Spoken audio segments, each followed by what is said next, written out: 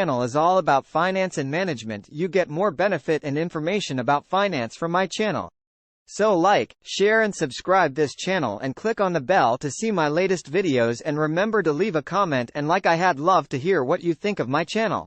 In this video we will discuss about coaching and mentoring and also about their difference. Mentoring versus coaching.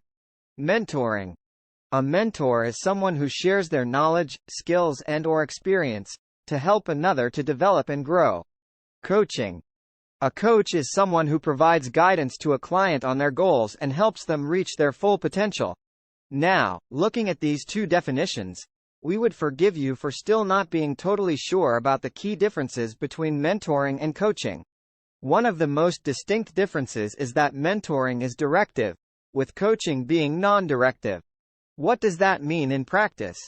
Well, in mentoring meetings, it is likely to be the mentor doing more of the talking, whereas in coaching it is likely to be the coach posing questions and giving the person they are coaching the space to reflect and do most of the talking. Ultimately, both coaching and mentoring are about helping people to get where they want to go by leveraging the experience of the coach or mentor. The differences between mentoring and coaching. Here are a few of the key differences between mentoring and coaching, compared. We'll start with the key differences for mentoring. 1. Mentoring is often longer term, with some mentoring relationships lasting 6+ months, and in several cases mentoring can last years or even decades. 1. In fact, some famous mentors and mentees cite lifelong mentoring relationships. 2. No qualifications are required for mentoring, which means that it is easy for organizations to start mentoring programs quickly. 2. Yes, mentoring training is often recommended, but it certainly isn't required, and in fact there are very few mentoring qualifications offered, compared with that of coaching qualifications. 3. As mentioned, mentoring is a lot more directive. 3. It is about the mentor sharing their knowledge, experience and skills, telling the mentee and guiding them through direction. 4. Typically, mentoring is less structured than coaching, and whilst having a mentoring meeting agenda and goals is recommended, it will be up to the mentee to put this together, compared with coaching, which typically follows a more rigorous structure. 5. Finally, mentoring is mainly development-driven and looks to the mentee to decide what they wish to achieve and which goals they have for their mentoring relationships. Now, the key differences for coaching are: 1. Coaching is often shorter term and may be as short as a quick 10 or 15-minute conversation. 1. That said, some coaching relationships can be longer term too.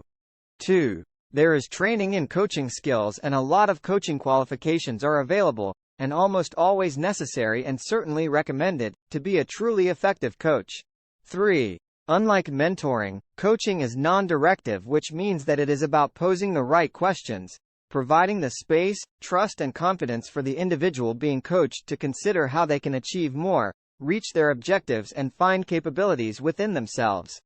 4. Typically, coaching is structured by line managers or sponsors, so organizations will often sponsor an individual to be coached, or a line manager will send an employee to be coached for certain skills. 5. Coaching is performance-driven and encourages the individual or individuals being coached to perform in their day-to-day roles. So, as you can see, there are lots of key differences. There are lots of skills required and recommended for both coaching and mentoring, which we will explore now too. The skills required for mentoring. For mentoring, whilst qualifications aren't required, there are lots of skills that are recommended for someone to be an effective mentor. Here are just some of them. A keen interest in helping others is a given, but we hope you'll have that it's a key place to start when mentoring people. 1. First-hand experience, knowledge, and insights in the area in which you're providing mentoring, because mentoring should be built on solid and concrete advice and guidance. 2. Relationship building and interpersonal skills are crucial for mentoring. They're also important for coaching. 3. Dedicated long-term time commitment, whilst not potentially considered a skill, is important because if you start a mentoring journey with someone, it's vital to see it through. 4. Motivating, encouraging, and inspiring energy throughout all mentoring meetings. 5. Helping to identify the mentee's goals is crucial. 5. This can take some self-reflection from the mentor, in order to help the mentee and work out where their goals should be. The skills required for coaching. 1. A relationship of equals where the coach and coachee have mutual understanding and respect is critical. 2. The ability to maximize resources and inspire, in a similar way to that required of mentoring. 3. The ability to recognize strengths and challenge the individual being coached, in order to propel them forward. 4. The skill to tackle problems head-on and not dwell, or allow the coachee, to dwell on them. 5. Ability to raise his awareness and responsibility both with the individual being coached but also throughout an overall office and organizational environmental level. 6. The skill to make it real, meaning finding right balance of interpersonal skills and the practical skills to convert discussions into actions. So, there are just a few crucial mentoring and coaching skills.